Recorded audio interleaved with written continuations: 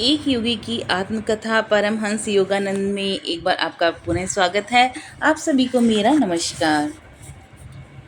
आज के अध्याय श्री युक्तेश्वर जी का पुनर्जन्म में शेष भाग। जब तक मनुष्य की आत्मा एक, दो या अनेक शरीर रूपी डिब्बे में अज्ञानता और वासनाओं की इच्छाएं रूपी ढक्कन से बंद है, तब तक वह आत्माओं के सागर परम तत्व के साथ नहीं मिल सकता। जब मृत्यु का हथौड़ा उसके हीन भौतिक शरीर को तोड़ देता है, तब भी सूक्ष्म आत्मा और कारण आत्मा दोनों अभी भी शरीरों में बंद हैं और वे सर्वव्यापी जीवन सागर परम तत्व में विलीन नहीं हो सकती जब तक ज्ञान द्वारा उत्पन्न उसकी शक्ति दोनों बचे हुए शरीर रूपी बर्तन को तोड़ देती है। तब आखिर में आज़ाद हुई छोटी सी मनुष्य आत्मा निकलती है और यही वह अनंत आयाम के साथ एक हो जाती है। मैंने अपने गुरु से उच्च और रहस्यमय गूढ़ कारण जगत पर और प्रकाश डालने का अनुरोध किया। कारण जगत अकल्पनीय रूप से बहुत सूक्ष्म है, उन्होंने जवाब दिया।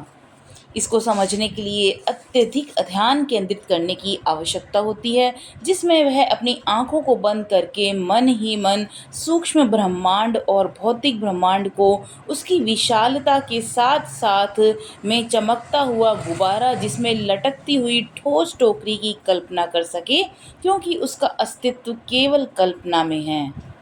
यदि अति मानवीय ध्यान द्वारा मनुष्य दो ब्रह्मांडों को उनकी जटिलताओं के साथ उन्हें विचारों में बदल सकता है, तब वह कारण जगत में पहुंच सकता है और मन जगत और पदार्थ जगत की मिलन सीमा रेखा पर खड़ा हो जाएगा।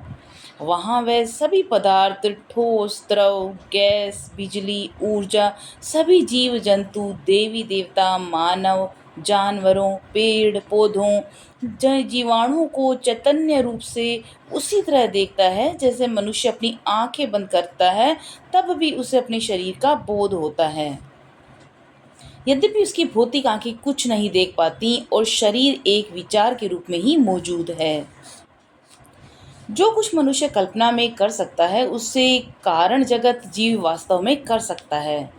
सबसे बड़ी कल्पनाशील मानव बुद्धि केवल मन में विचारों के एक छोर से दूसरे छोर तक जा सकती है, एक ग्रह से दूसरे ग्रह या अनंतता के गड्ढे में अंतहीन रूप से लुढ़क सकती है, या रॉकेट की तरह ऊंचा उड़कर आकाश गंगा तक जा सकती है, या नक्षत्र पुंजों और अंतरिक्ष को सर्च लाइट की तरह जगमगा सकती है।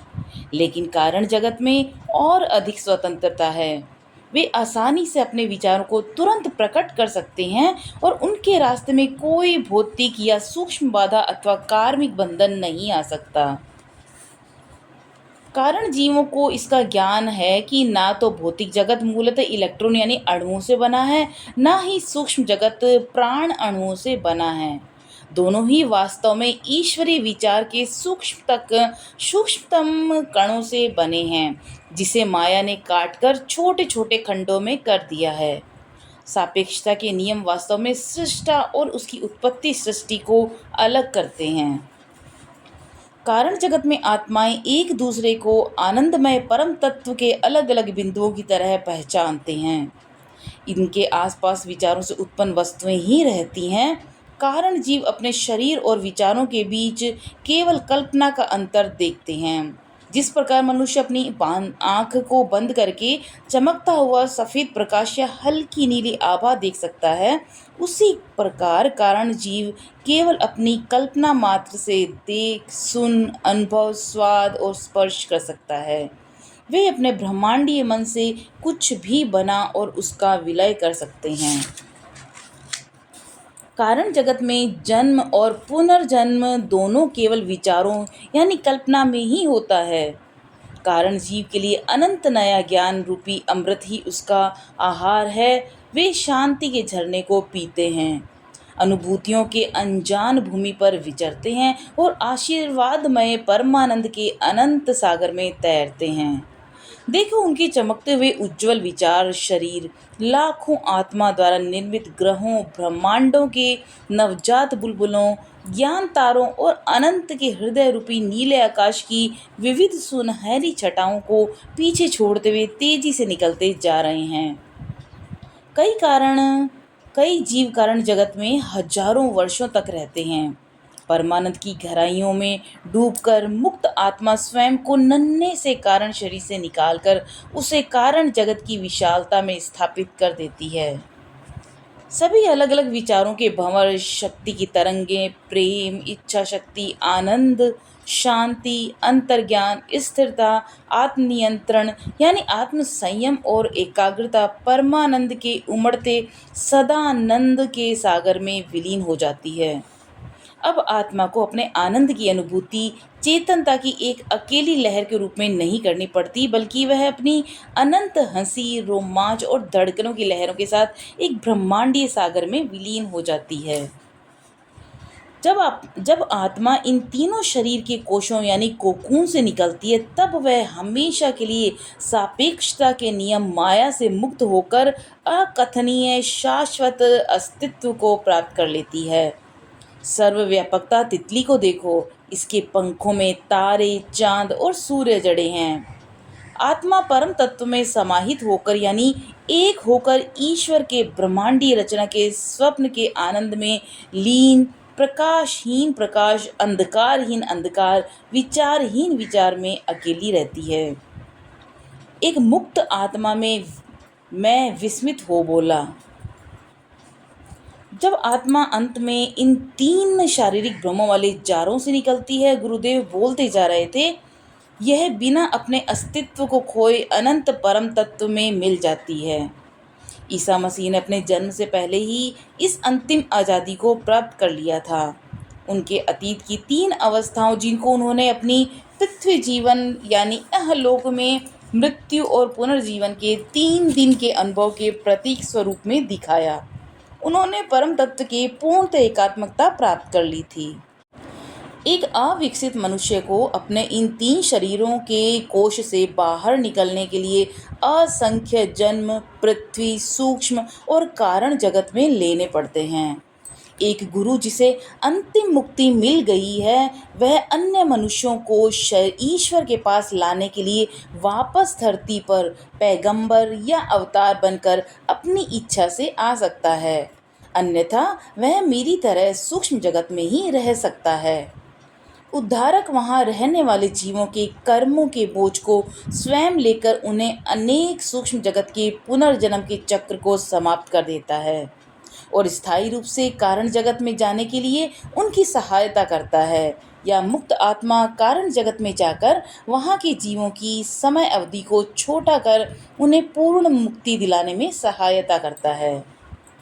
हे पुनर्जीवित गुरुदेव, मैं उन कर्मों के बारे में जानना चाहता हूँ जो उन्हें इन 3 जगतों में जाने के लिए बाध्य करते हैं। मैंने सोचा अपने सर्वव्यापी गुरुदेव को देखने के लिए उनके वचनों को मैं हमेशा सुनता रह सकता हूँ। उनके पृथ्वी जीवन के समय में कभी भी एक समय में उनसे इतना ज्ञान प्राप्त नहीं कर सका था। अब पहली बार मैं इतनी स्पष्ट निश्चित अंतर्दृष्टि मुझे मिल रही थी, जिससे मैं जीवन और मृत्यु के शतरंज के गूढ़ अंतरालों को समझ सकूं। मनुष्य को अपनी भौतिक कर्मों या इच्छाओं यानी वासनाओं को स्थायी रूप से सूक्ष्म जगत में आने के लिए पूर्ण रूप से खत्म करना होगा। मैं अपनी रोमांचित आवाज़ में बोल रहे थे। सूक्ष्म जगत में 2 तरह के जीव रहते हैं। एक वे जीव जिनके पृथ्वी लोक के कर्म अभी निपटाने के लिए बाकी बचे हैं, इसलिए उन्हें अपने कार्मिक ऋणों को चुकाने के लिए स्थूल रूप धारण करना ही होगा।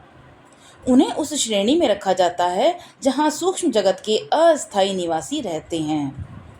उन्हें वहां के स्थायी निवासी की श्रेणी में नहीं रखा जा सकता। जिन जीवों ने अभी तक पृथ्वी जगत के कर्मों का निपटान नहीं किया है, उन्हें सूक्ष्म मृत्यु के बाद उच्च ब्रह्मांडी विचारों के कारण सूक्ष्म जगत में प्रवेश नहीं मिल सकता, बल्कि उन्हें स्थूल और सूक्ष्म जगत में बार बार आते जाते रहना पड़ता है और उन्हें हर बार स्थूल शरीर के 16 तत्वों और सूक्ष्म शरीर के 19 तत्वों का बोध रहता है। अपने भौतिक शरीर की मृत्यु के बाद पृथ्वी लोक से आने वाला अविकसित जीव अपनी मृत्यु निद्रा की गहरी अवस्था में रहता है और सुंदर सूक्ष्म जगत का उसे कोई बोध नहीं रहता। सूक्ष्म जगत में विश्राम के बाद मनुष्य भौतिक जगत में आगे का पाठ सीखने के लिए वह वापस आ जाता है। इस प्रकार बार बार आवागमन से उसका सूक्ष्म जगत से परिचय होने लगता है।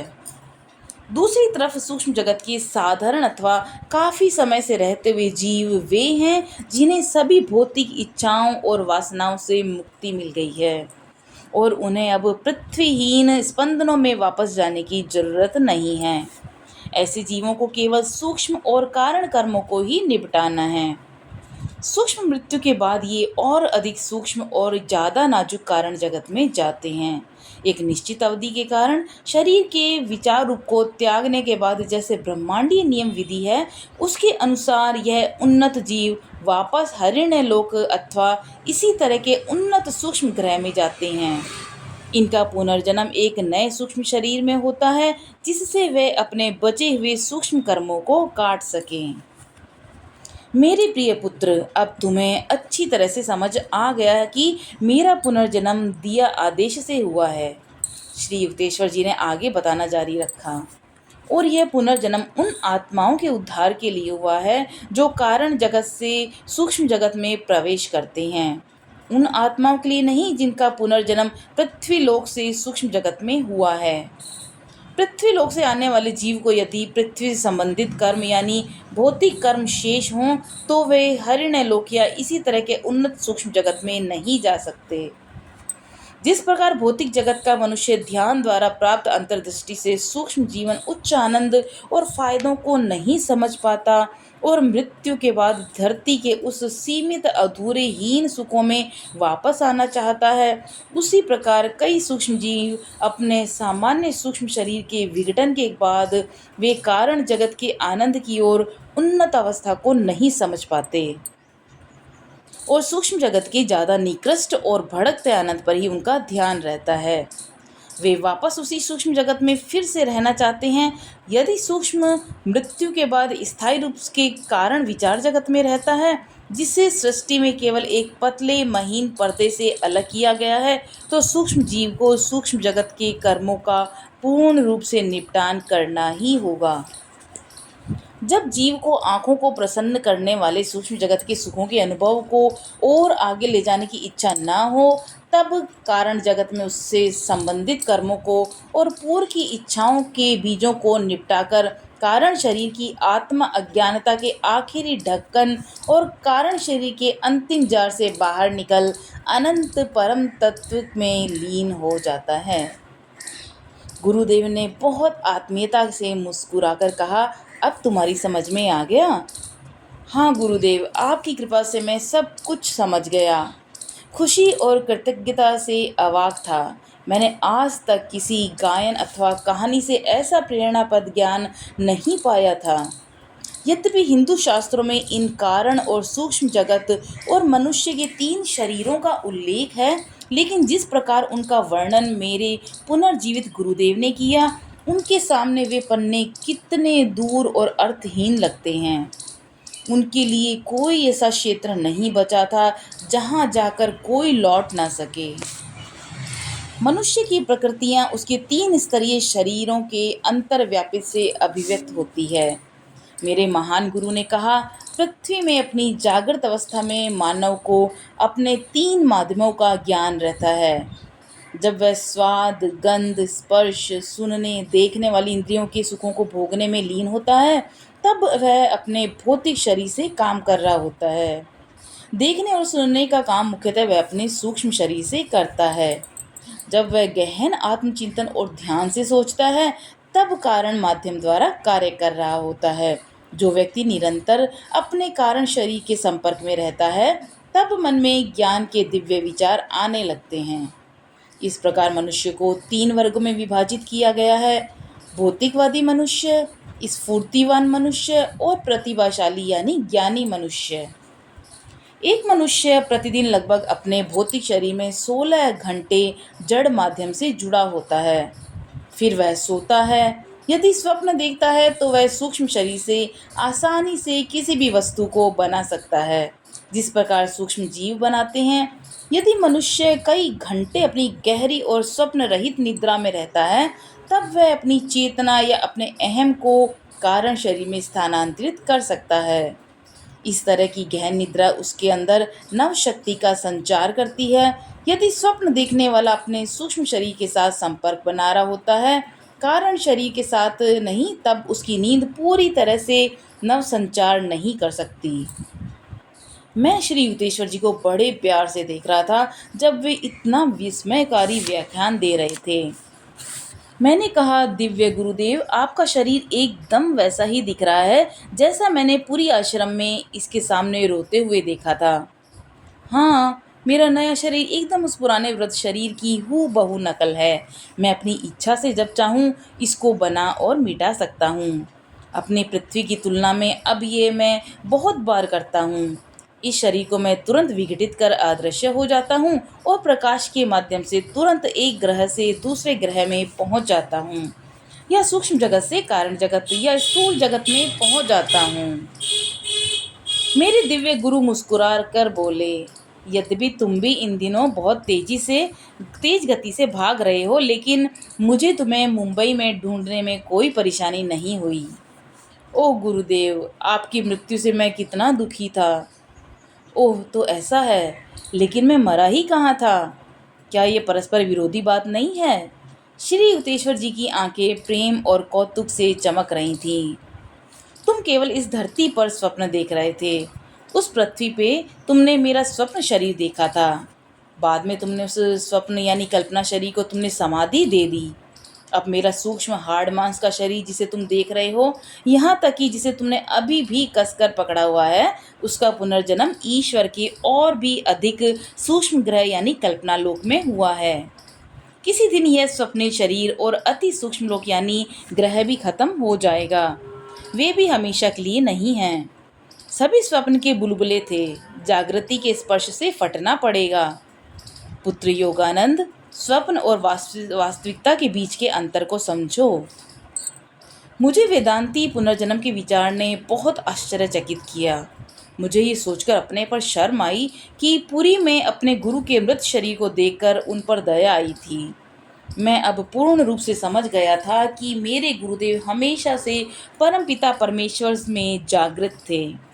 यह जानते हुए कि पृथ्वी पर उनका जन्म और मृत्यु और वर्तमान में उनका पुनर्जन्म केवल ब्रह्मांडीय स्वप्न में ईश्वर की कल्पना के खेल से अधिक कुछ नहीं था। योगानंद, मैंने तुम्हें अपने जीवन, मृत्यु और पुनर्जन्म के बारे में बताया था। तुम्हें मेरे लिए दुखी होने की कोई आवश्यकता नहीं है। इसकी बजाय सबको बताओ कि ईश्वरीय स्वप्न में रचित इस धरती से मेरा पुनर्जन्म उसकी ईश्वरीय स्वप्न में ही रचित सूक्ष्म शरीरधारी आत्माओं के अन्य लोक में हो गया है। इस कहानी का प्रचार करो। इससे दुख से पागल, मृत्यु के डर से पीड़ित स्वप्न देखने वालों में एक आशा जगेगी। हाँ गुरुदेव, मैं बहुत खुशी खुशी सबके साथ अपने गुरुदेव के पुनर्जीवन के अनुभव को बांटूंगा। धरती पर मेरे जीवन के मापदंड इतने ऊंचे थे कि ज़्यादातर मनुष्यों की प्रकृति यानी स्वभाव के लिए उचित नहीं थे। अक्सर मैं तुम्हें डांटता फटकारता रहता था, उतना मुझे करना नहीं चाहिए था। तुम मेरी परीक्षा में पास हुए। तुम्हारा प्रेम उन सब डांट फटकार के बादलों के बीच भी चमकता रहा। फिर उन्होंने बहुत स्नेह से कहा, मैं आज ये बताने आया हूँ कि अब मैं तुम्हें कभी नहीं डांटूंगा।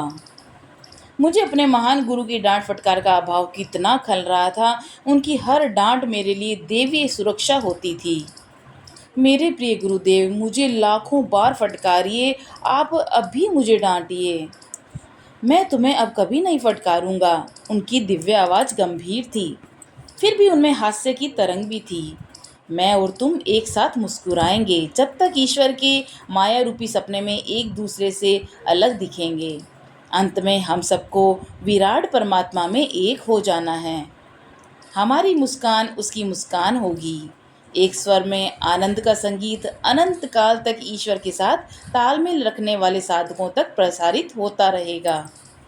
श्री युक्तेश्वर जी ने कुछ विशिष्ट विषयों पर मेरा मार्गदर्शन किया, जिनको मैं यहाँ नहीं बता सकता। श्री युक्तेश्वर जी ने मुंबई के होटल के कमरों में 2 घंटे मेरे साथ बिताए। उन्होंने मेरे हर प्रश्न का उत्तर दिया। वर्ष 1936 के जून महीने में उनके द्वारा दी गई भविष्यवाणियों में से कई सही ही निकली। मुझे अब तुमसे विदा लेनी होगी प्रिय योगानंद।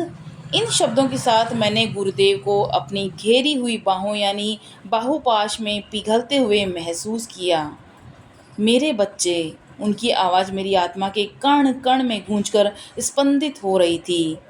जब भी तुम निर्विकल्प समाधि के दरवाजे पर होंगे और मुझे पुकारोगे, मैं आज की तरह रक्त मांस वाला शरीर धारण करके तुम्हारे सामने आ जाऊंगा। इस आकाशीय वचन के साथ श्री युक्तेश्वर जी मेरी नज़रों से ओझल हो गए। बादलों जैसी ध्वनि एक रहस्यमयी गर्जन के साथ बार बार सुनाई दे रही थी।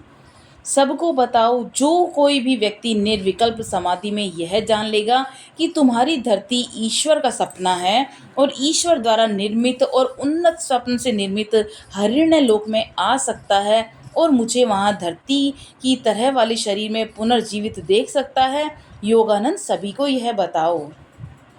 मेरा अपने गुरु से बिछो का दुख खत्म हो गया था।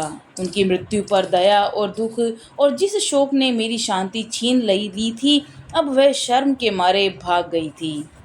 आत्मा के अभी भी खुली छिद्रों से परम आनंद के झरने की तरह बह रहा था। बहुत समय से उपयोग में न लाने के कारण बंद हुए छिद्र अब आनंद की तेज बाढ़ से और पवित्र हो गए थे। अतीत के सारे अवचेतन विचार और अनुभव ने अपने कार्मिक दाग धब्बे मिटा दिए थे। वे सब श्री युक्तेश्वर जी के दिव्य आगमन से पुनः एकदम चमक गए थे। आत्मकथा के इस प्रकरण में मैंने अपने गुरु के आदेश का पालन किया और सुखद वार्तालाप का प्रसार किया। यद्यपि एक बार फिर इससे उत्सुकता रहित पीढ़ी इससे परेशान हो उठेगी। सिर झुकाना और दुखी दिखना मनुष्य के लिए नया नहीं है। यह उसकी विकृतियां हैं जो एक सच्चे मनुष्य का हिस्सा नहीं हैं। जिस दिन वह संकल्प लेगा, वह मुक्ति के पथ पर चल पड़ेगा। बहुत समय तक तुम मिट्टी के हो, मिट्टी में मिल जाओगे। जैसे निराशावादी वाक्यों को सुना है और अजय आत्मा की ओर कभी ध्यान नहीं दिया। मैं ही केवल अकेला नहीं था जिसने पुनर्जीवित गुरु को देखा था। श्री युक्तेश्वर जी की शिष्या एक वृद्ध महिला थी जिसे सब प्यार से माँ कहकर बुलाते थे। उनका घर पुरी के आश्रम के पास था। गुरुदेव अक्सर सुबह टहलते हुए रुककर उससे बातें करते थे। 16 मार्च 1936 की शाम माँ आश्रम में आई और अपने गुरु से मिलने के लिए कहा। क्यों, गुरुदेव की मृत्यु तो 1 हफ्ते पहले हो गई। स्वामी सेवानंद, जो अब पुरी आश्रम के प्रभारी थे, उन्होंने उनकी तरफ दुखी भाव से देखते हुए कहा, यह असंभव है। वह थोड़ा मुस्कुराई। शायद आप मुझे उनसे मिलने नहीं देने के लिए कह रहे हैं। नहीं, सेवानंद ने उनके दाह संस्कार के बारे में विस्तार से बताया। उन्होंने कहा, आइए मैं आपको सामने के बाग में उनकी समाधि तक ले जाता हूँ। माँ ने इनकार करते हुए सर हिलाया। उनकी कोई समाधि नहीं है। आज सुबह वे रोज की तरह 10 बजे मेरे घर के दरवाजे से निकले हैं और उनके साथ बातचीत भी मेरी हुई है। आप इस शाम आश्रम में आइएगा। सेवानंद ने कहा, मैं यहीं हूँ। मेरे बूढ़े सर को आशीर्वाद प्राप्त हो रहा है। अमृत प्राप्त गुरु मुझे बताना चाहते थे कि दिव्य शरीर में उन्होंने आज मुझे दर्शन दिया था। आश्चर्यचकित होकर सेवानंद उनके आगे घुटनों के बल झुक गए। माँ, उन्होंने कहा, आपने मेरे दिल से उनके दुख का भार हल्का कर दिया। उनका पुनर्जन्म हो गया है। तो यह था आज का बहुत ही खूबसूरत श्री युक्तेश्वर जी महाराज के पुनर्जन्म का अध्याय, जो बहुत ही ज़्यादा एक हमारे लिए एक हमारा नेत्र खोलने वाला है कि हमें इस धरती पर कैसे कर्म करने हैं, जिससे हम उस सूक्ष्म जगत में के बाद कारण जगत से उस परमात्मा पर ब्रह्मा में कैसे विलीन होंगे, कैसे उस परमानंद को प्राप्त करेंगे। तो चलिए मिलते हैं अगले अध्याय 44 वर्धा में महात्मा गांधी जी के साथ। तब तक के लिए नमस्कार।